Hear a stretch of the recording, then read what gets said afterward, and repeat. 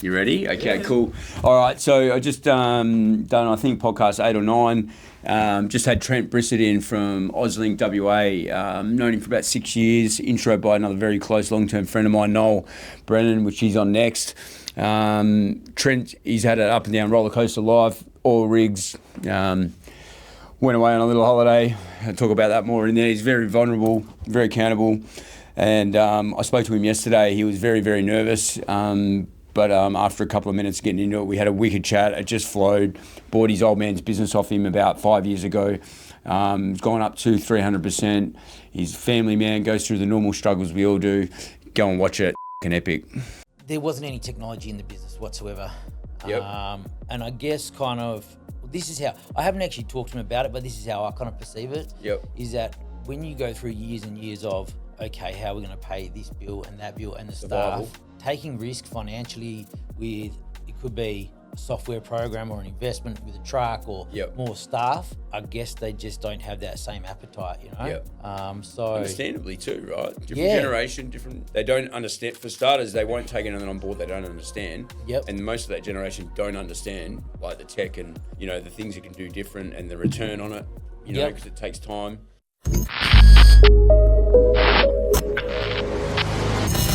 Always like to chat a bit before. I'm going to throw one thing in here and it'll be up to you whether I use it or not. But this guy yesterday, Trent, was starting to freak out even though he's a bit cocky about a month ago about doing this podcast. And he texted me yesterday and he goes, I'm fucking nervous. What did it say? Oh, I haven't got my phone. And it's pretty common. It's pretty common to happen coming up to the podcast, which is cool. And I'm like, I rang Trent. He rang me back in the afternoon and he's like, I'm nervous. I'm like, dude, just go with it. You'll love it. It's good. And automatically we got in a bit of a chat about the journey and why it's where we got where we have. And he goes, you don't really think about that too much. I think even the wife says to me, like, stop for a moment and realise where you're at. Yeah. And like reflect on what's going on. But it is, I think some people like yourself are definitely more comfortable with sharing and, and being in, you know, well, the amount of times you post. But I like... And I'm only doing 10% of what's going to happen. But anyway. Yeah, well, but yeah, like I never post nothing on socials. Yeah, hate it. Yeah. Don't want people knowing what I'm up to. Yep. Yeah, so you just really struggle with that. So, like, we haven't officially started, but this is really cool that Trent's doing this. So, for me, it's a lot of trust. And obviously, it means a bit in the relationship that he's getting on here between me and him. I've promised if it doesn't work out or he doesn't feel comfortable by the end that we won't do it, and that's cool. But my gut feel is once we get chatting, don't worry about the cameras and the lights and all that. You'll actually love it. It's pretty cool going back over it. So appreciate you doing it, man. No dramas. No, thank you for asking me. Yeah, pretty cool, man. Yeah, I think Noel dogged you in, didn't he? He did. On Facebook. Yeah, he did. Yeah. He's next, mate. He hasn't responded to my "you're next." You know what? You just got to rock up there, eh? I think so. Take it there. Yeah, I'm going to be mentioning him a lot actually today. So he's my inspiration. Yeah, that's good. Yeah, we'll go do it in the Battery World shop. Yeah, actually, that'd be pretty cool to get down there and do it. Yeah, he's got his bike there. Yeah, cars. Yep. Loves it. Yeah, actually, you should host it there. That's a good idea. There's a couple of remote ones. There's a Bali one. There's a Margaret River one. A couple over east. I'm going to do me and Jackson. Hopefully, I'm going to get him on shortly. But then when I go over east, I'm going to do it on the golf course with him because he loves golf. Yeah. Not that I'm much golf about. Just to make sure you get those extra tax deductions, eh? Yeah. This guy, he's learned heaps. All right, so worked out about 6 years that you've been on board with Connect, which is really cool. Really appreciate that. It's been a bit of a journey. I think why you really clicked with me when Noel mentioned it, and I got a whole list of like set clients, and you're already on it. And then Noel's like, "Get Trent on." I'm like, I don't know if Trent will come on. I thought exactly what you've been thinking, but I think the great thing with you is I've seen from when we've met. I've seen what you just asked me when you didn't own the business. And then, you know, your dad run it. He's had it for how many years your dad have the business? 31 years, yeah. Yeah, 31 years. Why, until you got it? Yeah, so, it started off, he was in a partnership with somebody. Yep. And then I think 10 years before I got it, he bought his partner out, yep. Yep. Yeah, well, okay, so about 20 years and then 10 years before you got it, he was on his own, He was on his own, yeah. And then you were really in the business for how long? Not long, really. So, I think I was in the business for 3 years prior to actually buying it. Yep, started in the warehouse, just a warehouse picker, then Did you think you were going to do it? Did you think you were going to buy it at the beginning when you started working in the business? I did, yep. I did. Yeah. So I'd been working away offshore. You know, it wasn't getting me anywhere. You know, had talked to my dad about it. You know, had let my dad down a few times in the past. So, yeah, he gave me a good opportunity, and I just thought, you know what, I'm just not going to let him down this time. So, well done. Yeah. So we're gonna go back over stuff if you don't want to mention, and then that's cool. So how old are you now? Just turned 40. Oh, you just turned 40. Yep. Cool. So you've had the business, what, 4 years? I think this is 5? 4. Yeah, coming into my 5th. Yep. Okay, so about 35, and then go back. Let's go back. Like, tell me something I don't know. Go back a few years before working away, all that kind of stuff. Yeah. Okay. So yeah, worked offshore for 8 years. Where were you born? Let's start there. Yeah. So born here in Perth. You were here in Perth. Yeah. Yeah. Born here in Perth. And what area did you live in? Ferndale. Yeah. Yeah. Okay, and that's always been your kind of area? Yep. Yeah, it was, yeah. Yep. Yep. So you grew up here, you know WA well. Really well. And then out of high school? Yep, so out of high school, I was working on the Rottnest ferries. Oh, yeah. Yeah, and then the natural progression for a deckhand is to go work on the white boats, like in Fort Lauderdale or somewhere like that. Oh, cool. Just so it's like a party holiday. 18, 17, 18, 19? Yeah, I think I was like 18. Yep. Then I ended up getting a gig on Reg Grundy's private motor yacht. Oh, nice. How was that? So I thought it was going to be good. It was called Boadicea. Yep. I think it was like seven levels, but ultimately it was far too big. It was about 30 crew on board. Yep. So you couldn't do any of the cool shit. You know, you couldn't drive the jet skis because somebody crashed them when they were drunk. You couldn't go. Yeah. You couldn't smoke on the boat. You couldn't drink because people had trashed it. You know. Yep. So to be honest, it was a lot like the army. It was there was cameras everywhere, people watching you. You got a radio on. So where was that based?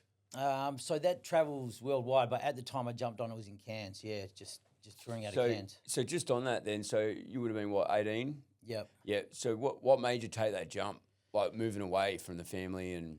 A few of the older deckhands had told us stories that they'd worked on these white boats in like Fort Lauderdale with like these massive Russian oligarchs getting tipped 10 grand at a time, and it's just a big party. The fairy tale. Yep. Yeah, like the fairy tale. So I was like, shit, yeah, that sounds like my type of vibe. Yep. So I was like, yeah, all cool. And then one of the deckhands got a job on Reg Grundy's yacht.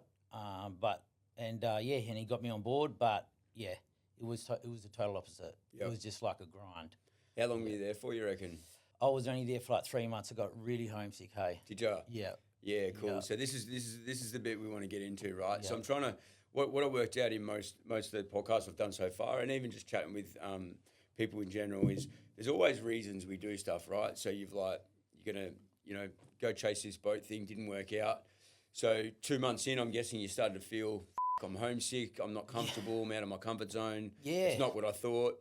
Oh, it was a total opposite. What was the thoughts and that went through your head at 18, 19 years old and you're up in Cairns or out in this boat? It's pretty bad. Like I think the final day was we'll all, like, you don't even get to come to shore every day, So when you come to shore, it's a bit of a party. So we'd come to shore where we're all at the pub, and then my manager above me, he's drunk, just being an to me or something like that, you know? Yeah. We got in a fight, and then I was just like, no, this. I'm out. I'm out, So you weren't happy through the whole thing, so there would have been tension, and wouldn't have took much for that to happen, eh? No, like even the living quarters, like, these shows like Below Deck and all that kind of stuff, they don't do it justice. Like your bed is literally half the size of a jail bed. The boat's luxurious, but where all the crew live, it's just tiny little shit box. Sounds like me being on the Navy ship had a better bed than you did. Yeah, you probably would have, honestly, yeah. They are pretty small. I forgot you were in the Navy. Yeah. So being at sea for a few months at a time. And what I learned back then, I didn't do a lot of travel, but we done a refit on a ship. So then you go to sea and you do all the exercises and all the hard stuff, right? Yep. And then you're out there and you don't hardly come in for a few months, Christmas Island, whatever. But your morale goes down, because you're not really doing much. There's no purpose. You're not fighting anyone or doing anything. And then you're just out there doing exercises. And we had a lot of fun and stuff, but But then, morale goes down, so then they might spin to Singapore or something like that just to, pep it up, or you'll get off on land at Christmas Island. Exactly what you said. You go on land and you're on the piss, basically. Yep. And I remember one time we got on the piss and they're like, don't drink before 12. They let us off at 9 or something on the ribs. And then I reckon by 11, the siren went off because there was a container ship sinking.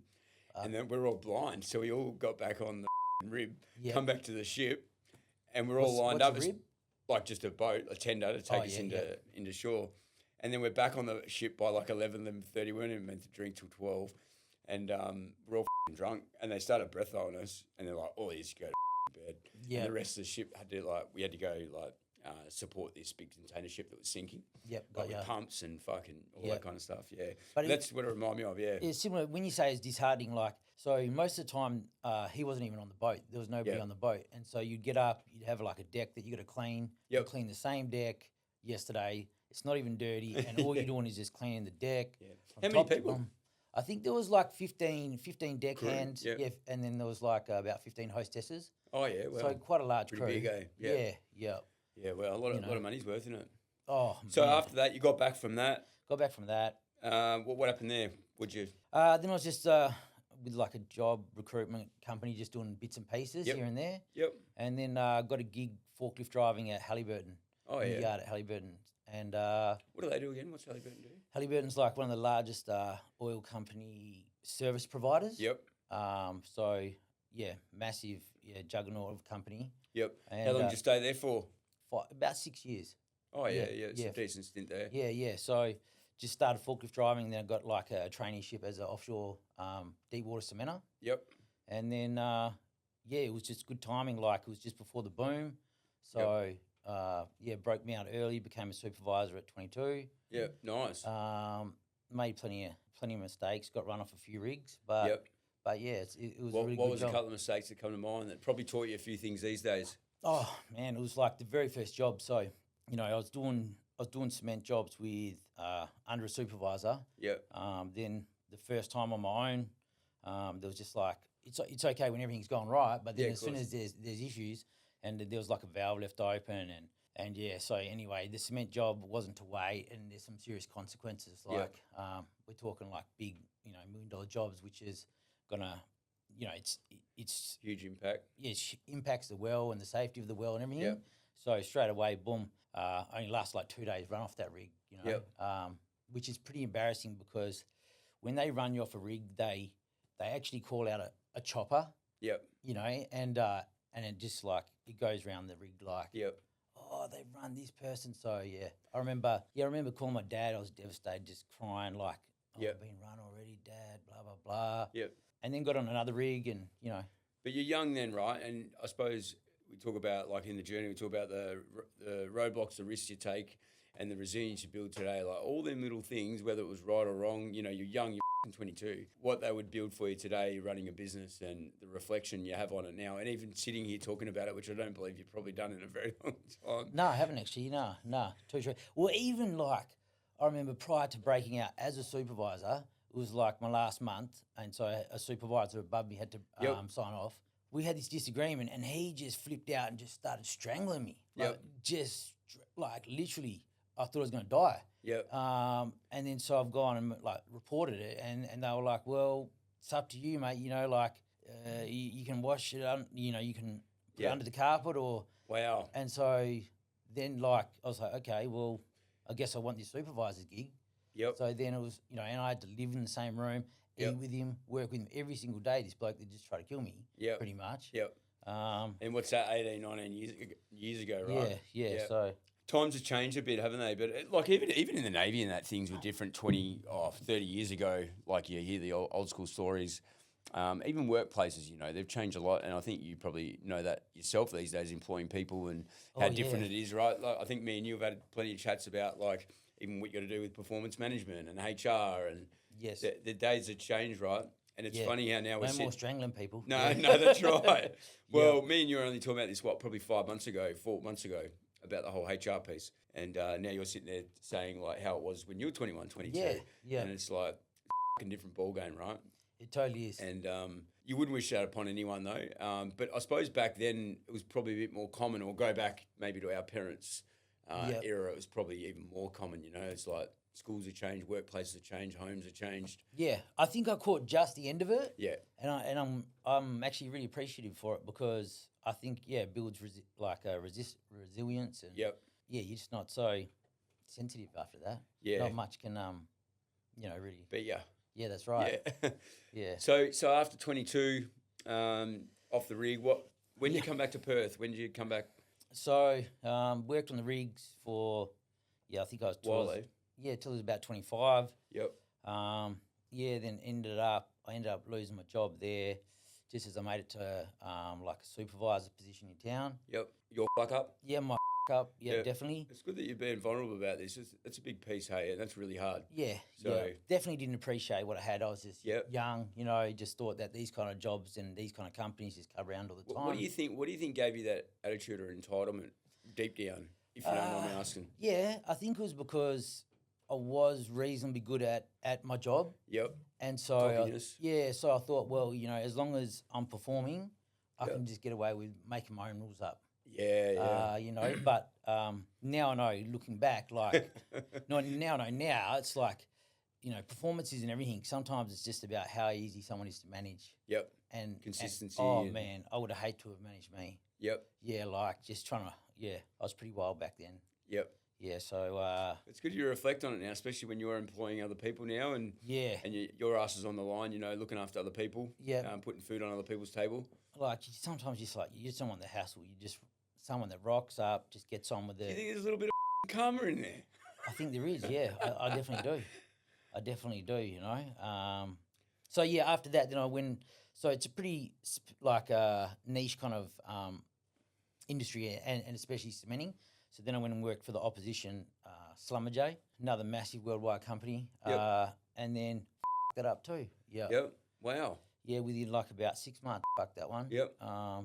And that was a really good gig. That was... How'd you go about that? Was it the same thing, just cockiness, entitlement, young, 20s? Yep, on the piss, just breaking all the rules, taking the company car, got caught drink driving 2 towns away. Wow. Just being reckless, And you're not unique to that, right? A lot of people do. I think the biggest piece is where do you come out of it later? When do you learn? Yeah. Now, like now you probably haven't really spoke about to many people.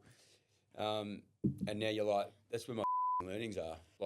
And you could have went one way or the other, right? You might not be buying your dad's company off him 5 years ago, and you might not be employing people now and putting your hand up and going, there's a bit of karma, or, the chats we've had about, like, what the we do here. Like, we all got the same problems in business. You could have went the other way and keep the attitude, but obviously at some point along the journey, you've had this big shift, ass kicking, and you're like, and I think one of the biggest is letting your dad down. You mentioned that at the start. Yep, I definitely did. I won't go into details there, but definitely he gave me opportunity after opportunity with, close friends of his and peers and things like that. And I would let him down and embarrass him or, so... Do you talk to him about that now, or have you in the last coming years? Think I have. I definitely said to him that, I just appreciate him giving me the opportunity. Yep. Because everyone was kind of ready to write me off. Yep. Because after I lost that job there, Schlumberger, I kind of just bummed around for I think the next 4 years. Yep. Just ended up going to jail. Yep. And what did that teach you? Oh, so much. Did it really? Oh, it's like, so it was the best thing for me. Was it? Yeah, 100%. So it can get correct me if I'm wrong, I've got family members in jail, actually one now, and my dad and all that's been in there, but it can go one way or the other, yeah? Totally, yeah. Is that right? Yeah. 100%, yeah. So first hand here, so. Yeah, you either use it and you think, oh my God, this is not where I belong. Yeah, I'm not coming back. I don't want to come back here ever again. And then there's the other side where, they continue on. But mind you, I am really lucky that I had a lot of support. Yep.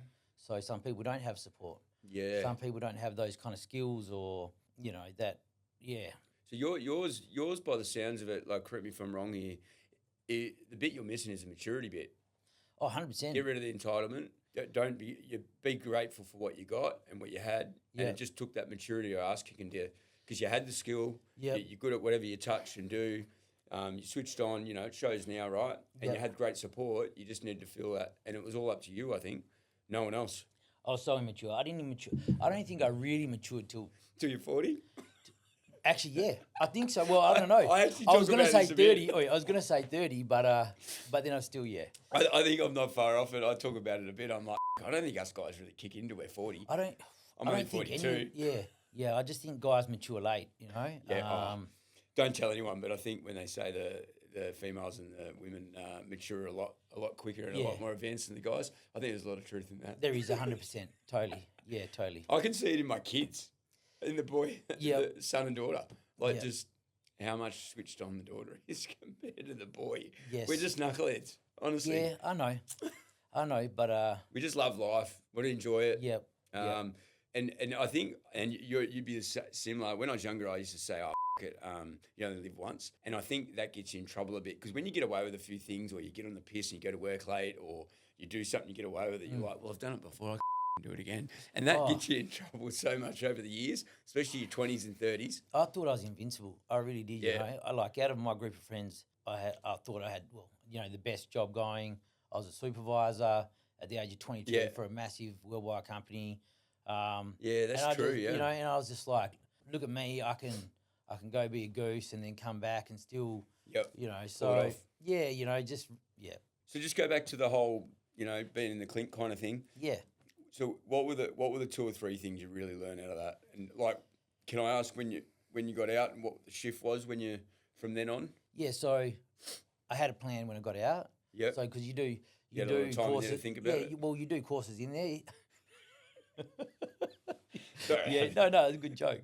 It's a good joke. No, so you do courses, and this is another thing. You got to do courses to get your parole. And but there will be people doing those courses like, I don't even want to be sitting here, where I was like, okay, well, I'm going to use it to improve myself. I took it on board, and I actioned it when I got out. I didn't hang around with the same group of friends. The old act, belong, commit. Joined a sports club. Stayed with my parents. Looked after my son. Went to work every day. So it's really just basic things, but just kind of follow through with it.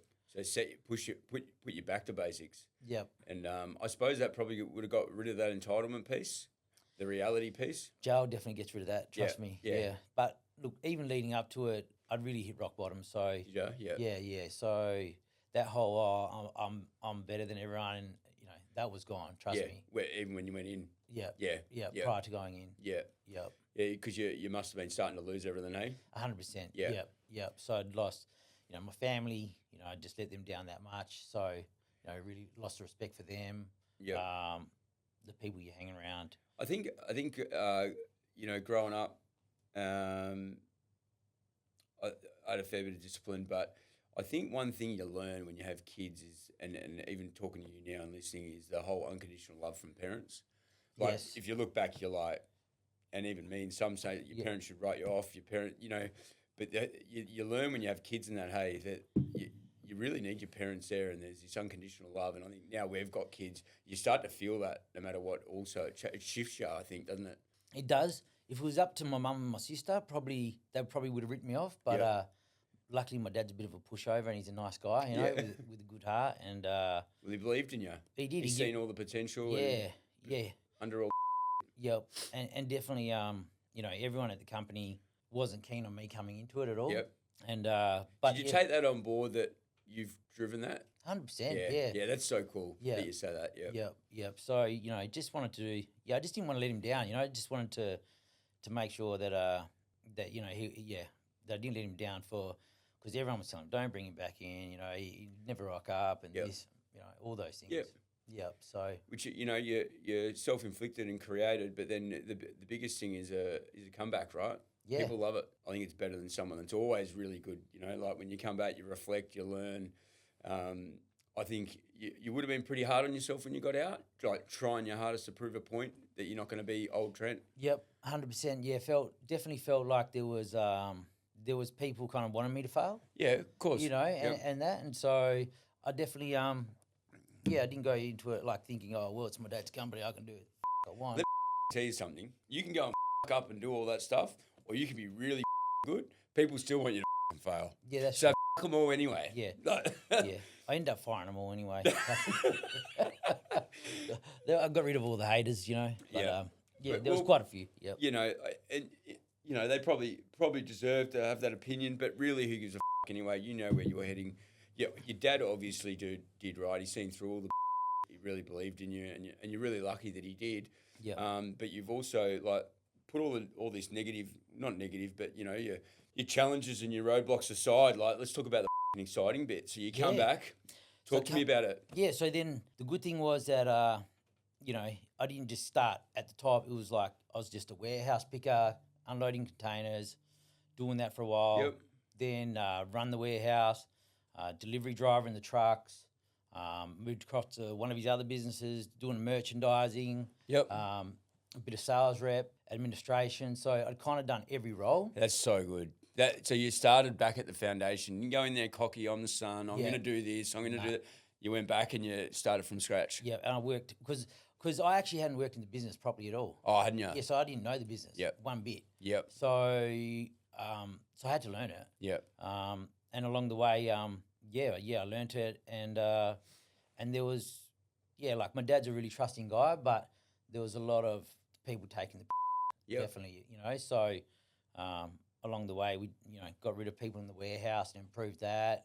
And then just slowly, so once I actually understood every process and every kind of role, then you can kind of weigh in on problem solving a lot more. You're probably, me and you are a bit similar, as in we don't mind saying what we think. So I'm guessing you probably stepped on some toes probably quicker than you needed to.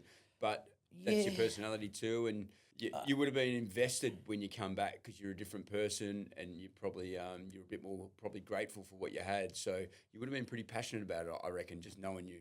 Yay and nay. I think I'm pretty fair, you know. Yep. But there was just I wouldn't ask. I definitely kind of like lead by example, you know. Make sure I'm the hardest working one. I'll unload the container. I'll empty the bin, you know. So what I meant by that is probably like there's a bit of personal emotion there. Your dad's just backed you 20 years, right? Yeah. You come into the business, then you see someone taking the piss. Like, I don't doubt for a sec you'd be like, that's not fucking happening. No, well, actually, you nailed it right there. I felt like, far out, look at all these people taking advantage of my father right now. And you've done it. Yep. Excuse my comment, but you've done it, and you're like, it's not fucking happening. My dad's just backed me for 20 years. Yeah, and I'm like, now's my time, you know, like, to have his back. And and that was tough to have those conversations with him. And so... And no doubt you would have got fobbed off in the beginning because he's like, man, I've been doing this 20 years, 25 years. It works. You know what I mean? And then you got this, like me and you are similar, different generation. You come and you look at things different, and we'll get to that where you're at in the business. And your dad probably would have fobbed you off a bit at the beginning because you probably don't have any credibility. You know what I mean? Like you've just come in. Yeah, totally. And that would have kicked your ass a bit because you're like, no, Dad, I'm telling the truth this time. Like, you know? Yep, totally, And you know, there was that purple circle where you look, they were all kind of getting in my dad's ear to try and say that, you know, whatever my ideas were and my perspective wasn't right, and anyway. But look, also, you know, even my dad, he'd never really laid off any staff, so you know, really we should have just performance managed, you know, a few people out. But instead, you know, we did the right, you know, paid redundancies, like big redundancies. Which again, my dad was like, you know, you're costing me money. Do you know how much this has cost me? And so there was some real weight there. I think there's a bit of a personal thing with that stuff though. Like even, and I learned a bit of this myself over the business over the years, is like there's a bit of inside here when you do that than just people off because they've got families, even though they're probably you in the background. I suppose is a bad intent, or as a business owner, have you allowed it to happen? Your dad allowed it to happen. 100%. So there's a big piece in that, I think. And a lot of business owners aren't like that. It's a blame game. But hey, I hired the people. I've let them do it for 10 years. Do you know what I mean? Totally agree. Is it? Yep, 100%. So when I'm someone's not performing or someone's, you know, f***ing up continuously, I think, have I tooled them up properly? Have I trained them? Am I giving them everything so that they can at least perform their job? I kind of look back at myself first. If I haven't, I can't really come down on them. So then you've got to give them every opportunity, and then you can make That's right. You've got to give them every opportunity to succeed. And so if you know there's like part of that's missing, you can't come down on them. So do you think that let's go back a step now, right? And this is what I love doing. Just hearing the start of your stuff, like being on the rigs, getting treated probably not not fairly, right? So you're not many. I can tell you now, not many business owners always think like me and you were just talking about, right? Like that's really good leadership, right? And putting your hand up first in accountability, because then you're doing the right thing by the people that work for you, and obviously there's a line in the sand somewhere, right? But you going back to not being treated fairly, whether it was self-inflicted by cockiness and entitlement or not. Yep. Like you're these days, you don't want to be that person as much as it's hard work, HR and all the right? Yeah. But I can see in you that you don't want to be that person that you got treated like back in the day, right? Yeah, for Given sure. every opportunity to succeed. Well, there was polar opposites back then. I mean, back in the old day, there was no management courses or this and that. Yep. It was, you're good at doing your job. Okay, now we're going to make you a manager or a supervisor. Now that person may be an absolute and not know how to manage people, and you've just got to work under them. Yep. But then on the other hand, you get that person that's just amazing, fair. People skills. Yeah, you know what I mean? He's a born leader. And so there was like very contrasting people in my kind of upbringing. Yep. And I just knew which one I wanted to be like. Yep. Yeah, and it's not that guy strangling me. Yeah. You know.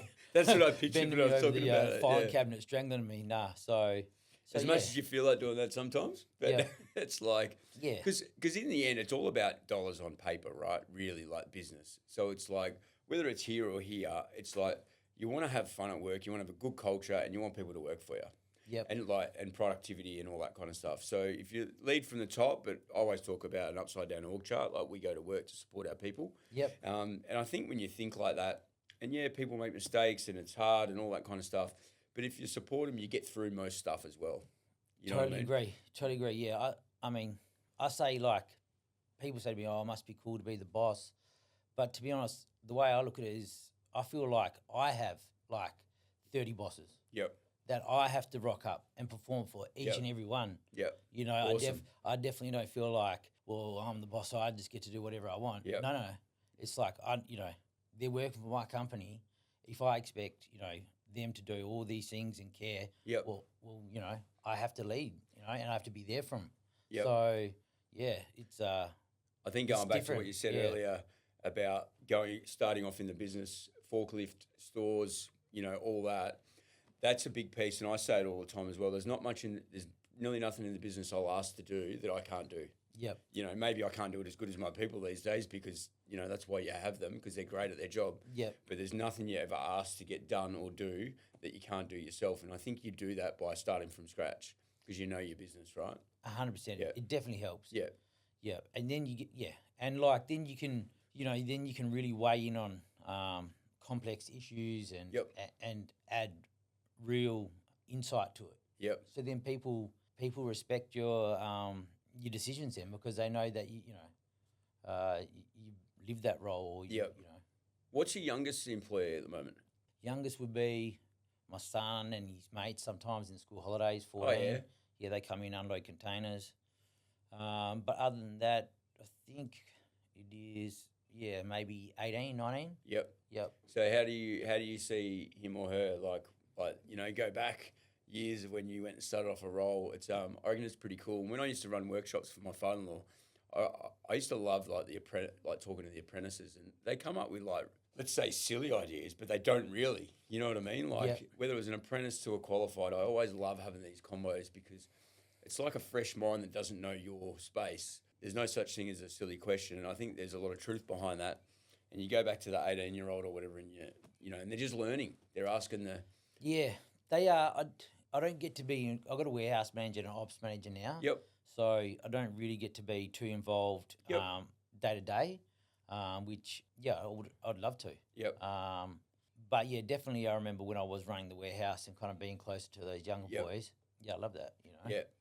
Yeah. And you're giving someone else that opportunity, right, to go through their 20s, and if it works.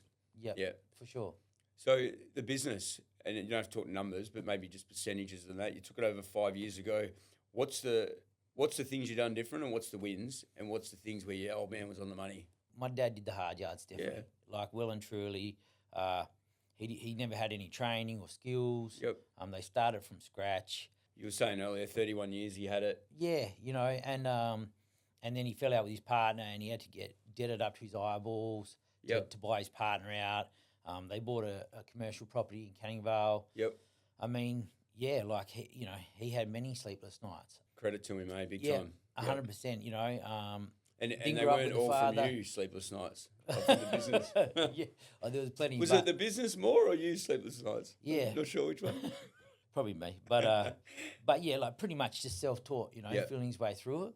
Yeah, he took risk, and he had another company on the side as well that someone was managing. Yep. I guess what he always did, he's always a nice guy, and he always had the best intentions. So he had a pretty good name within the industry. Yeah. Awesome. There wasn't any technology in the business whatsoever. Yep. And I guess this is how, I haven't actually talked to him about it, but this is how I kind of perceive it. Yep. Is that when you go through years and years of, okay, how are we going to pay this bill and that bill and the Survival. staff? Yep. Taking risk financially with, it could be a software program or an investment with a truck or Yep. more staff.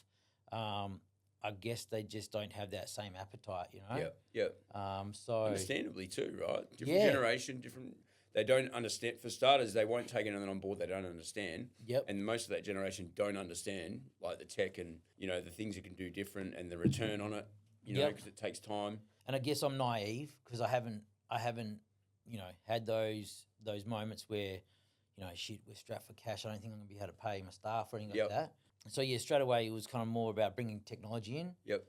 Because it was literally just an accounting package, and we were using that to run the whole business. So there was only I think it was about 7 years ago they were still faxing in orders, the sales reps. Yeah. Wow. Like old school as. Only 7 years ago. Yeah. So maybe just tell us a little, just so we understand that the Auslink itself. Like, what do you do? We represent brands, food brands. Yep. And we sell their product into the independent supermarkets in Western Australia. Yep. Not Coles, Woolworths or Aldi. Because say, for instance, you're a brand, you got a product that you sell into Woolworths. Yep. They say, okay, no dramas, we're going to put it in these 700 stores. It goes in all 700 stores in the exact same spot. Boom, done, easy. And you just deliver it to their distribution centre. Yep. When you got all the independent supermarkets like Spud Shed, IGA, Farmer Jacks, Yep. each one can take a product and not take a product. So you need to have a salesperson actually go in, say, hey, I've got this new tea, this is why you need it, Yep. Do you want to purchase Hot product? Or, Yeah, we'll cut it in for you. That's when you actually need a sales team going around and actually selling them the products. Yeah, yep. So there's about 300 independent supermarkets in Western Australia. Yep. And we've got a large sales team that go around and visit all of them. Mm-hmm. And we have about 40 brands that we I was going to ask you that. Yeah, that we How many products? It's about 800. Is it out of 40 brands? Yeah. Yeah, Yep. wow. Yep. And always changing, manufacturing brands, they always deleting products, bringing on new stuff. But yeah, so the sales reps go around and they actually physically take the order at store level. Yep. So it's not like, oh, hey, to the manager, do you want to just buy this new product? They're actually walking the shelves, looking at all the ranging of our own products, and then taking their order on their iPad, and then they get sent back to our DC where we hold stock, and then our team picks it, and then our trucks deliver it. Yeah, wow. So Yeah. your DC distribution centre must be like pretty full on, hey? It's starting to get that way, yeah. Yep. Yeah, it's starting to get that way, yeah. I was just working there the other day actually, and it was like, it's cool. It's cool when you see it just cranking, Yep. I remember when I was down there at one stage, it was just me, one other guy, and one truck driver. Yep. And I think now they got like 14 down Yep. there. So Is it a big competitive market? Like, how many of you like your competitors? Is there a couple? Is there 20? Is there like, yeah, or are you all a bit different? we're all a bit different. Yep. But I think there's a couple of national companies. Yep. Which are definitely a level above us. Yep. And look, there's some pros and cons. Some brands don't want to work with national companies because they're just too Monopoly and the rest of it. exactly. Yep. They want a bit more flexibility. Yep. So I guess we're at the kind of the top level for a family-owned business, if that makes sense. We've still got the same sales team size as those big companies. Yep. But we'd like to say that we're easier to work with, more flexible. More nimble. Exactly. Yeah. Yep. And we've got probably better trusted, to our customers as well. Is it a bit more personal? probably. definitely. Yeah. Yeah. I Yeah. think that's like any business, right? Like even us as a small brokerage connect, it's like you get on, like even this morning, late last night, 10 o'clock, talking to a client, they've texted me, Yep. and then you talk to them, or early this morning, and it's like you just got that personable feel. When they go a bit bigger, like that doesn't happen as much. And I Yep. think that's across most industries. And Yep. it's like, I think it's when you grow enough and you start to lose that, or you don't lose that for whatever reason, like that's where your point of difference is to the bigger companies. But I think back to your question, like looking, if I would compare it to like, I don't know, like concreters or this and Yeah. that, I guess there'd only be maybe 20 or 30 competitors. Eyes there, yep. Yeah. And, some might be, they might specialize in confect or, Yep. international products or, dairy. Yeah. It must be relationship driven a lot, like the owners of the IGAs or the farmer. You must have a relationship with. It keeps is. them coming back. Yeah. It is, yeah. It's I don't know. I've done negotiation training where they say never say it's about relationships. Yep. But it really is about relationships. Yeah. I think all businesses in the end. I think so. Because it's trust, right? Yeah, trust is you want to do business with people you like. Hey? Yep. That's right. So what's the number one product sold? What's the most you sell of? Toilet paper, COVID. Yeah, we do sell toilet. Yeah, we sell cooking toilet paper, and I just bought the business just before COVID, so it was like, yeah, bring it on, another lockdown, COVID was so good for us. It was, yeah. I think I remember talking to you. I come out and walked around the warehouse with you, and we were chatting, and I think I was asking heaps about that. It's always the toilet paper off the shelves. I'm guessing you guys were okay at home. Yeah, we were. Yeah, we were. Yeah, no, I loved it. But well, COVID was good for all the IGAs. COVID was good for a lot of WA businesses, really. Yeah. Besides, Gyms. restaurants and Gyms and restaurants. Yeah, that's right. Yeah, it's not a funny matter, but I think out of that, like once again, adversity. I think it shook a lot up. It shook up the property market. It shook up, the commercial lease. But I think everyone come out of it because it made everyone learn not to be entitled, not to just get comfort. Like, you know what I mean? There was a lot of cash injected to businesses. Yeah, heaps. By the government. Yeah. Like everybody was cashed up. Yep. Even if you weren't struggling. Yeah. So what you did with that cash, So you either buy yourself a personal car or you reinvest it. Reinvest it, yeah. Yeah, I don't know if that happens much, but so you took the business over, say 5 years ago, right? Just before COVID or just as it hit, I think it was, wasn't it? So I would say, look, it was a transition period. There's a transition period, and that was really important. So 2 years before I bought it, we ended up, my dad sent me to go do a business course. Yep. Just a very basic one, but still it helped, a lot. But at this business course, bringing in the figures and everything like that. Yep. And look, love my dad, but he's not just really the best with all the finances. Yep. His partner always handled that. He was in charge of all the sales. Yep. And had a bad accountant, and what he thought the business was turning over. I've taken my P&L and my balance sheet in to the business course, and they're like, maybe we should just have a chat, after class, and so the business, wasn't actually doing what he thought it was. Yep. Which is a really hard conversation to actually have with my dad. But lucky that you went on that course. Yeah, that's Things true. happen for a reason, right? That's true. And so then they recommended a business coach. Yep. Which was the best thing ever, like a real strong personality. Yep. Guy, Mike Strick.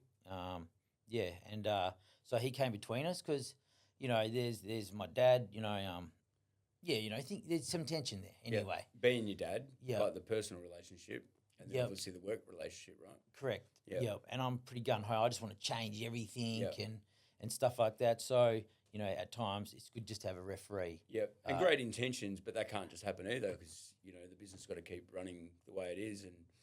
And I suppose change is really important, change management and doing it with the right foundation, which I think you've done now.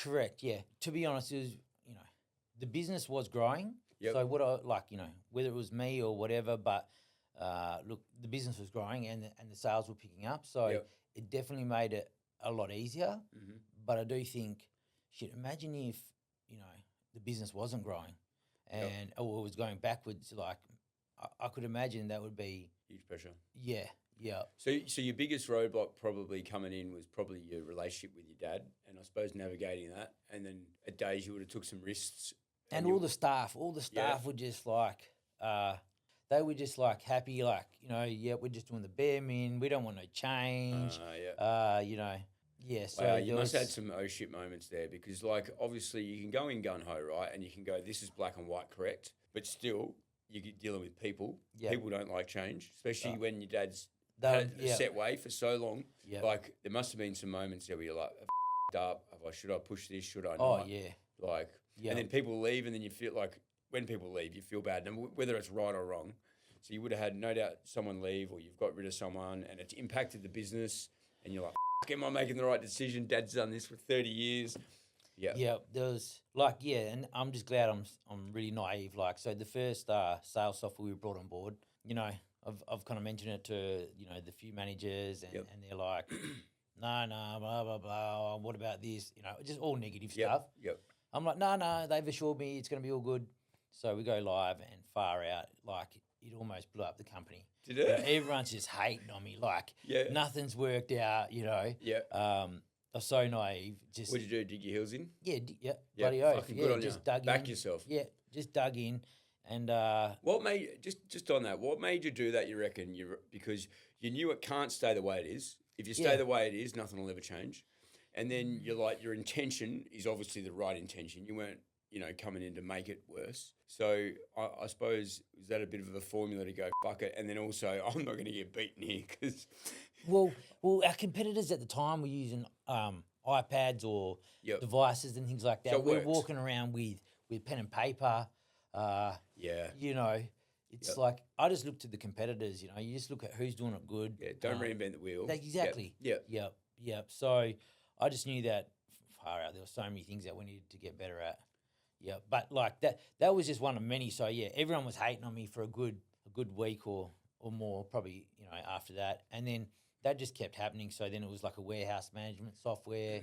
That was even worse. Yep. I think that created about 100 hours of credits having to be done by our bookkeeping team. Oh, yeah, so they hated me. Well, let's fast forward a few years. Like, where's all that of now? Where's all the tech now? That's been probably one of your biggest shifts, right? Yeah. Biggest roadblocks, biggest risks you took, and like, where's it got you now? And how efficient's the business? And where's the biggest wins? I guess it's all combined. So really, the warehouse management software, that was probably the major one. Yep. Because it's is that tracking stock? That's in and out. That's tracking stock picking. in and out. Yep. And then we did stage 2, which is mobile scanners. So ultimately we're just picking off a pick slip, but the volume was that much that you're going to get mistakes. Yep. And so the amount of credits and mistakes that was happening, it just started making us look bad. Yep. And to the stage where I remember one of the drivers saying, "Oh, there's a sign on the back of this IJ saying, make sure you double check, our company's stock." You know, that's an kicking, isn't it? It is. It really is. So, then anyway, we brought on these. We spent about $100,000 transforming the warehouse. Yep. And that was look. Is the sign taken down? Yeah, 100%. Yeah, 100%. Awesome. And like great software, but fucking hell, the support, man, from these software companies, it's like can be really bad. Yep. So now you go in the like, what's the process now? What happens? So you order on the iPad from the IGA or wherever. Yeah. So we've updated sales softwares 3 times. So now we're onto like a very, very niche Australian company. Yep. That's all about. It's a sales software just for independent sales teams in Australia or merchandisers. All the reports that we ever wanted to do, that we would have to do 3 Excel spreadsheets manually, and all these little, we're just kind of like making these little reports, work together. They're all on there. Yeah, so we now have like, I would say, the best sales software. Yep. It's just all in-house. I'm talking GPS tracking, rosters. Even like you don't even, it's got billboards, so you don't even have to send emails to them. It's all just done on the app. It's a one-stop shop. Well, I think, like, it's like any business or manufacturing or anything. I think sorry, I'll just cancel that. I think your biggest thing would be like being more efficient with product and not getting egg on face by a client, sign on the door, or missing product or giving away too much product by human error, right? Correct. Yeah. Yep. Yeah, like, well, how do I put this in a good way? Like, people, if your KPIs are, to to have a clean car, and that's the only thing you get measured on, then all the other things that you're supposed to be doing, people are going to start just flowing towards just making sure their car's clean, just because that's the only thing that they're getting measured on. Yeah, you know, and so to measure, have a lot of KPIs, you need the data and the reporting. And you can't just be pumping out Excel spreadsheets all the time. You spend more time on that. Oh my God, that's right. And even just the reports that do get automatically pumped out, you still got to go through it and make sure that data's correct. So for us, it's about all the KPIs that we want for a good salesperson to make sure that they're actually servicing the customer properly. I think it's really important to have it all in one place. And make it just efficient to where they're salespeople, they're not administration people. So you've got to make it as easy as possible for them. So there's no excuses. So what and go back into the office, your procurement side of things and accounts. Like it must make that easier. That must have changed. Oh yeah, like ordering stock now for me is just like I remember my dad would order stock. He would literally just grab the stock on hand, no sales history, and just kind of go through and go, oh yeah, get another pallet of that, But now, we've got. You know what you're ordering every month, what you've sold, what you got left over, what you ran out early. How much is on hold, how much got sent yesterday, trends. Wow. It generates, proposed order for you. Does your dad come and have a look at this stuff now? Oh, it just goes, but he still comes in. He'll go down the warehouse and he'll pick orders or sweep the floor or he's a champ.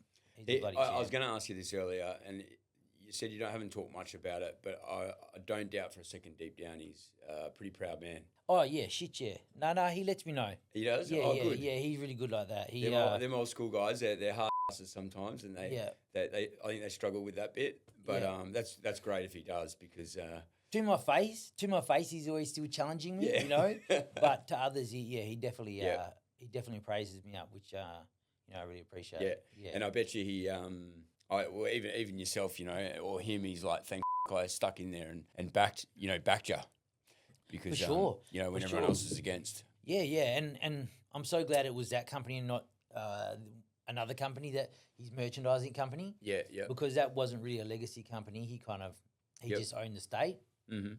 But to actually drive something that my dad's started from scratch and then to grow it like another 200-300%. That's unreal. So that's what you've grown over the last few years, hey? Yeah. Yeah, that's awesome. What's happening moving forward for Auslink? Yeah, moving forward, to be honest, so we've made all these massive investments across everything. So I'm talking from infrastructure to software to this. So it's all the investments have been made, even staff. But now we just need to go through and actually get the best out of those investments, make sure that we understand, and we're actually using these software programs to its fullest capabilities.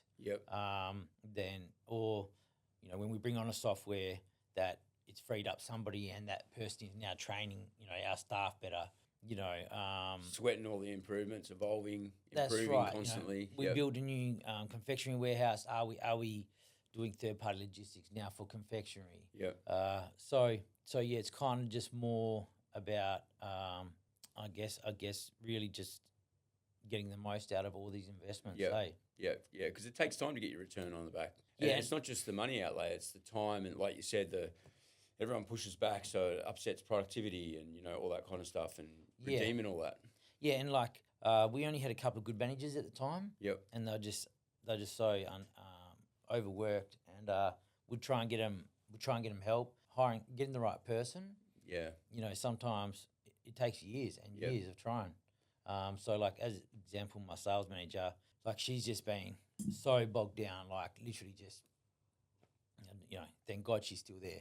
So credit. But for the last 4 years, we've tried to get her a sales administration support, and every time we get someone, it just doesn't work out, creates more work for her, which ultimately stops her from doing her real job, which is training the sales team and pulling these reports and holding them accountable.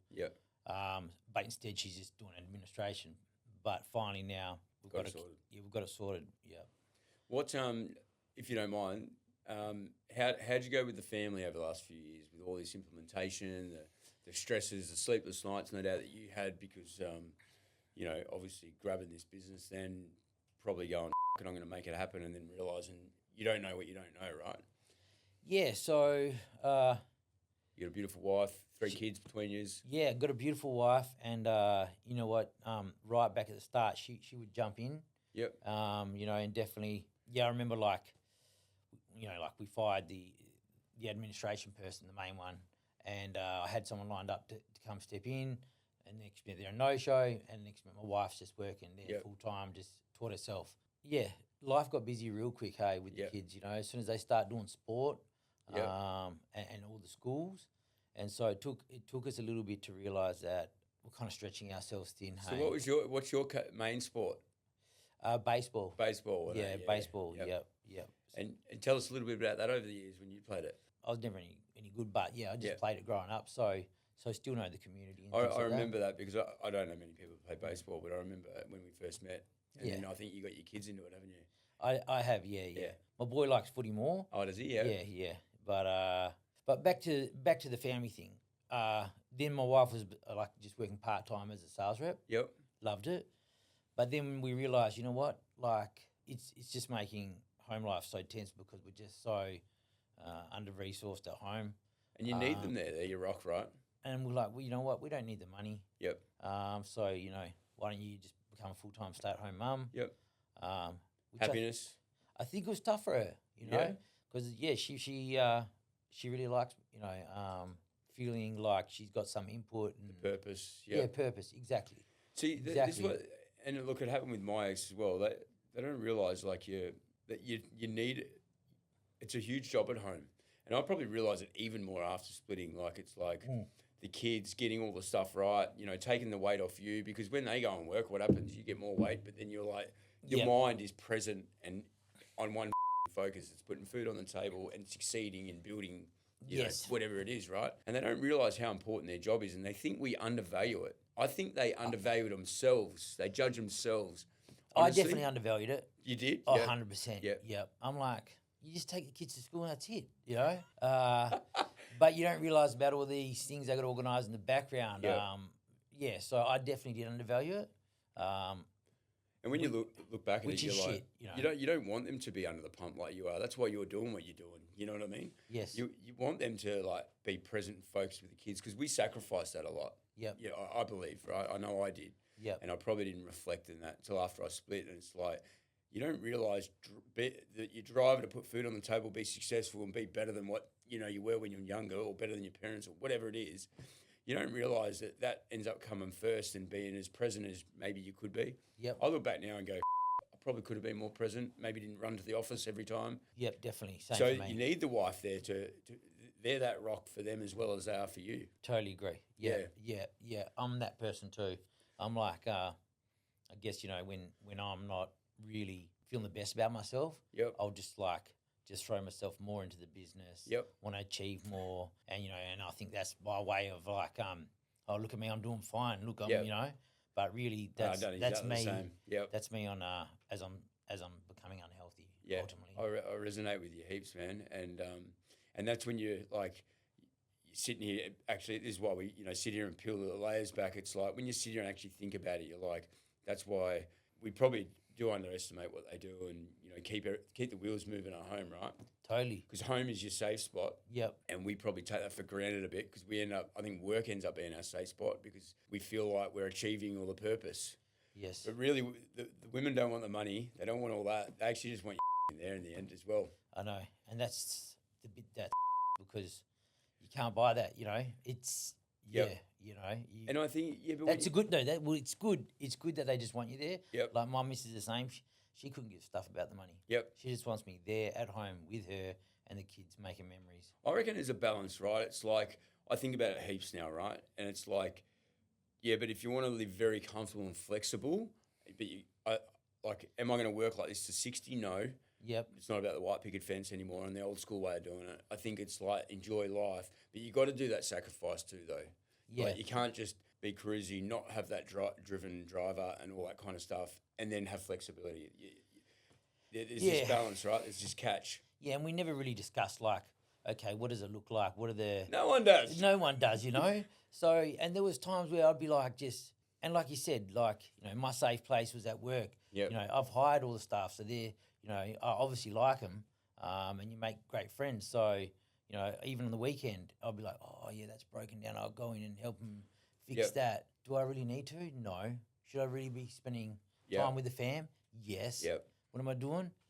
At work with the, you know, with a few of the other staff, and you're telling yourself, you know, you're not doing anything wrong. You know, you're providing, but really you are. You know, you're neglecting your family. I always say it, and I should have went and probably took a day off a week 3 years ago and spent it with my wife. Maybe marriage wouldn't have broke down. You know what I mean? Like, but you don't get that ass kick until later, because you're trying to do. You think you're doing the right thing, putting food on the table, and, you know, building. And the other thing is, I was talking to a mate the other day. We were at the beach. I was with his family and kids, and we're talking about letting go of the ladder rung and delegating, or going home early, or doing something, and you get that guilty feeling when you're a business owner. Tell me about it. Now, I'm probably a bit past that now, because I'm like, it. If I want to do something, I'll do it, because I've just worked, you know, 10, 15 years, worked my ass off.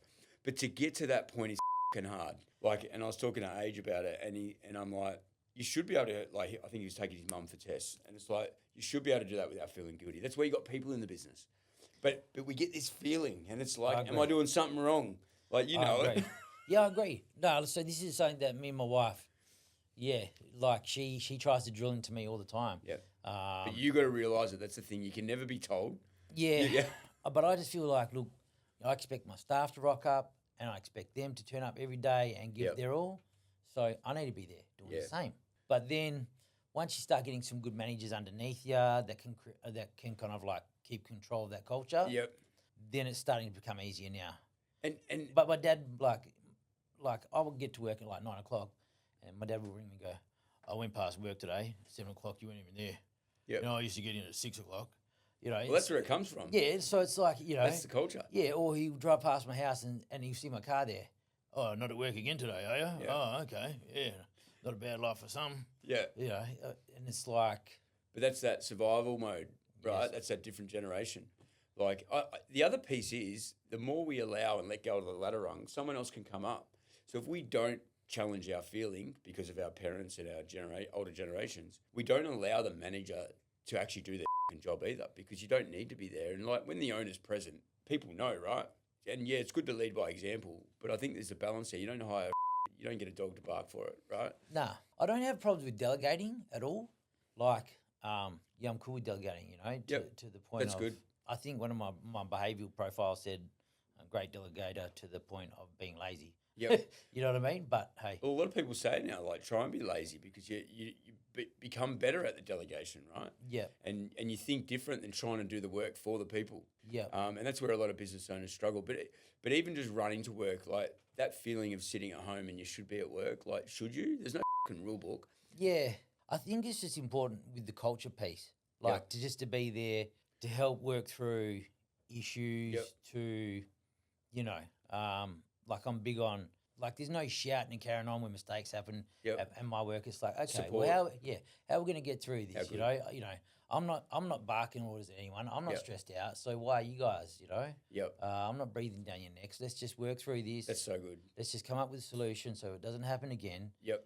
And let's just move on. Yep. And let's have a laugh about So it. you're giving that safe space for them to think about it, not be Yeah. under pressure, which obviously that'll be different in generations as well, probably.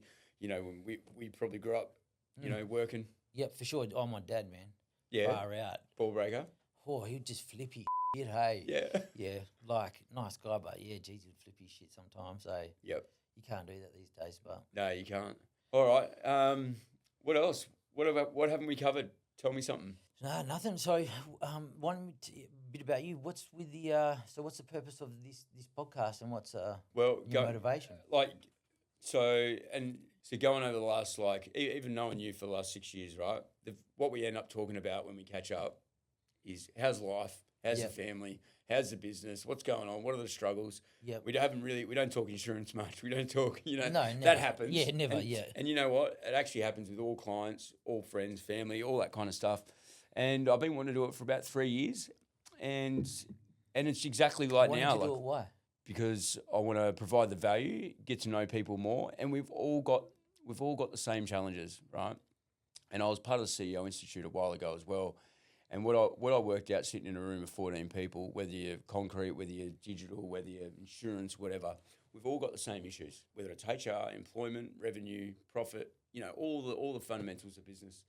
And then I think one of the biggest pieces I learned these days, probably a while ago, but there's no 9 to 5 now, and there's as a business owner, personal life comes in just as much. And my biggest chicken now is probably separating with my wife, right? Like, happy now, and I think she's happy too. But the reflection out of that and the accountability and the holding the hand up personally is huge. And if a little bit we talk about today resonates with someone and helps, because a lot of people are too scared to talk about this stuff, or they won't open up. And I think one of my strengths is getting people to open up and be, because I'm vulnerable. Yep. So if I am, other people are like you probably. You wouldn't be jumping on a podcast, right?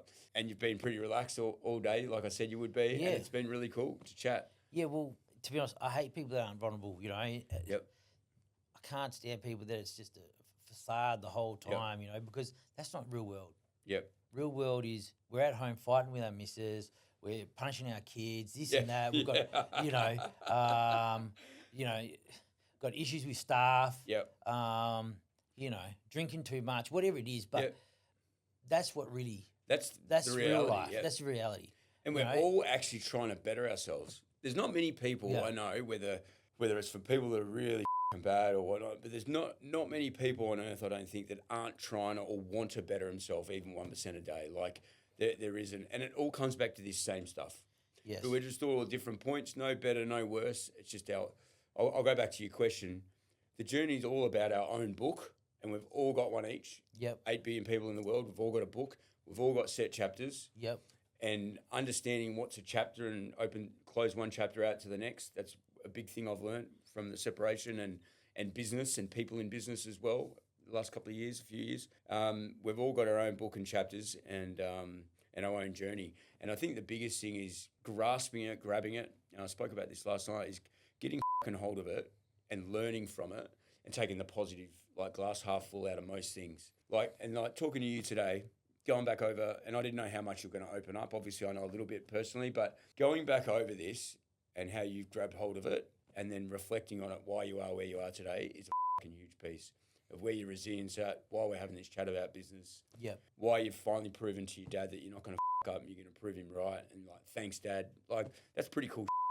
Yeah. To be honest, this is the first time I've ever like this with anyone. I've had $1 for every time someone's sat there and said that now. Yeah. And this is the reason, if that answers your question. Yeah. The journey.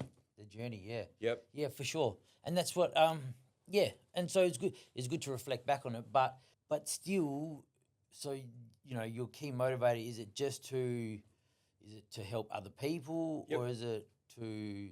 Yep, other people resonate. Is there any financial No motivation? financial, mate. Indirectly, I think relationships, content, all that kind of stuff, nothing financial. Does it tie in with some other business? No, it will. My personal brand, one of the biggest things I'm working on this year is Connect strategy, like branding and all that. I've had a pretty big bushfire the last 12 months with Connect. Structure change, being in the background, talking about not being on the front end. So that's getting done. My personal brand, I love talking business, love doing this stuff. And the journey. Yeah. And that all ties in. There's no money behind it. I think providing value is a big piece. I go to dinner with a heap of lads once a month. You end up talking business, personal. We all got the same things. Yeah. Friends, family. It's all pretty much, everything's pretty similar, right? We're all ups, yeah. Yeah, no. Well, it is. It is, man. And up all the time, and that whole vulnerability and accountability piece is huge. Yep. Mitch, actually, we've done a few bits of content on it before we kick this off. And I think that's what this keeps coming back to, because if you weren't vulnerable and accountable right now, our chat wouldn't have ran as smooth as it did. No. There is no way in the world, because you can tell instantly, right? And usually, and even you were a little bit, people don't realise it, is there a little bit protection at the beginning? Oh, and nearly every podcast is. But then when we get chatting, it's kind of what I told you last night. It's like when we get into it, you'll forget about all. Yeah. And it'll be like, hey, man, so next. And then you start peeling it back, and then we'll bounce back to where you were, like on the rigs or whatever, guy strangling you. And then because what happens, I think you probably don't go to work and think about that stuff and piece it together. Now, we've just sat here and it's like, it all kind of connects. Yeah. Well, even me, I've changed 3-4 industries from working on farms when I was young to Tasmania to Navy to here to mining to insurance to marketing to sitting here doing a podcast with you. Yep. My biggest thing is all the people I've met along the way and the learnings. Yep. And like, you love that piece, eh? I love it. And I'm just crossing the starting line. Like, I got asked to get bought out the other day, like my insurance business, right, by a bigger broker. And I'm like, is the insurance fun? Does it? Yeah, I love it. Is it? Yeah, I love it. It's good Oh, because of this reason, not the policy bit. Yep. But the problem solving, the yeah. people, the building rapport. Gotcha. Like when I get a win on the board for you, like everyone hates insurance. No one understands it. But like getting a run on the board for you or a client, like I've got 2 workers. What does a win on the board for me look like with insurance? Well, probably insuring your buildings when you didn't have an insurer to give you peace of mind moving forward. You don't have any major claims. You've been really good as a program. So it's about keeping it down every renewal. That's the most with you. Yep. But if something happens to you, touch wood, we don't want to talk about it much, right? Yep. It could be pretty significant because you need product to earn revenue. Yep. Yeah? Yep. Now, you're not a transport company or a crane where you're out there earning revenue. So if something happened in your warehouse, you still earn revenue. You, on the other hand. Yes. Correct. That's what I need. So you need that peace of mind, right? And you need to go, if something happens, what the f***'s going to happen next? Yep. Now, we don't want nothing to happen with you because it's a pretty significant impact because it's all about your DC and all that, right? Yep. Which is what we spoke about before. Yep. Just on insurance, is it when there's something significant happens and the way that you kind of support your client, that's when it really, you get to shine? Yep. You know, because, up until now, touch wood, like I haven't had any major incidents. Right. So I'm thinking. I'd love every client like that, but it's just I'm not like, Paul's just kicking back, like, what is a good. It's like when people say, why are my premiums this when I haven't had a claim in 20 years? Well, if you had a claim, your premiums would be higher. Yes. It's the same thing. Like you don't want to hear from me and I don't want to hear from you because besides it's having a beer or a coffee or getting on a podcast, right? Yep. Like yesterday, I was a bit crook in the morning. I never went to a couple of meetings, but I had 3 meetings online, hour each, and I had about 4 workers' comp calls, and 2 of them are pretty strategic. I gotcha. That could had to escalate to work cover, had to escalate to a state manager of one of the insurers. Yep. I don't want to be doing that, but that is where the relationship comes in. Still on the phone till I think 6 o'clock last night on the way to dinner. Like, I had a text late last night. 9 o'clock, whatever, which is cool. I love that. And what I found, even one of the clients yesterday, one of them was a long-term client, I put my business hat on most of the time because I come from the operations side and not just broking, and I love business. You'll find that I'll talk to a lot of business owners about business and like the HR piece, the same me and you talk about, same thing we spoke about in this podcast. I actually do that with most clients. I always say I'm the broker with no tie, so I'll talk, like these guys hear me heaps. I reckon 60-70% of the time it's not about insurance policy because that kind of runs. There's a process and a workflow and all that stuff. But like you might ring me, man, I've got to get rid of this person. Like, how's that impact the insurance? But then we start talking about it. It's like, how'd you go about it? And I'll be like, hey, I use this or we do this. Yeah. Gotcha. And that happens at least half the time. It's not just it's the business hat, the friend hat. Offline, they'll be like, hey, Paul, what would you do here? Because I always give my opinion, right? Like, go to another brokerage. They might not. They might be really clinical and strict. My personality is different. Yeah. Hence why I'm doing the journey. It all relates. Yep. And I've changed so many industries and stuff. But when you go over my roadmap, it actually all links to risk in the end. You know, being on mine sites, signing risk assessments, moving 700-ton diggers, like it was all risk, right? Go back to the Navy. You know, I learned a lot through that journey. Yep. Taking the jump, moving away from home. Yep. You know, all that kind of stuff. Yep. And so, okay, I'll get you now. Yep. See, I'm thinking insurance, I'm thinking about motor vehicle claims and all this little stuff, but, it goes far beyond that. It does, You start talking workers' compensation and these. Definitely, And the more you employ, the more pressure you get, the more you grow. You know, you've grown 200-300%. So that there's a higher risk of a claim happening. So when we go back to renewal, it's like, well, how come he's grown 200%? How come there's an extra 20%? You know, whatever it is, right? Yep. So we've got to justify that. That's our job in the background that you don't see because we don't need to, always come back to you. And if there's nothing and there's no event or, anything like that, it's a good thing. Yes. Yeah. Yep. Okay. Tell me what you got out of today. Yeah, got out of it's okay to be vulnerable, And, cool. And that's really cool. Yeah.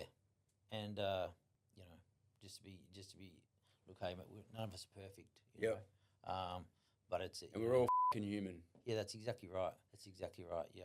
And Sure. I got one more question for you, and I think I know what your answer's going to be. But just before that, you being vulnerable today, and I didn't know how much you were going to be, right? Like, you didn't want to get on here. You never post. You never do anything. But Yeah. you've come on here and you've been totally fucking opposite. Yeah. So I really appreciate that.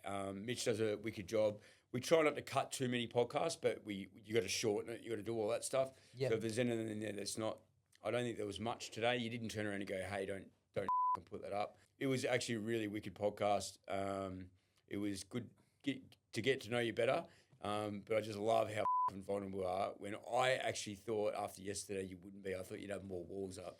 But I think I can tell by the way you sit, you relaxed, the way you spoke. It was it flowed. Yeah. Well, look, I don't know about you, but all these kind of business advisors and you go to all these places and seminars. I just hate when they're just perfect, cookie cutter, non-relatable. Yep. You know, life's perfect. Everything's all, you know, no issues. I just don't find that relatable. You know, so I like to talk to people that, you know, are being honest and can just say it how it is.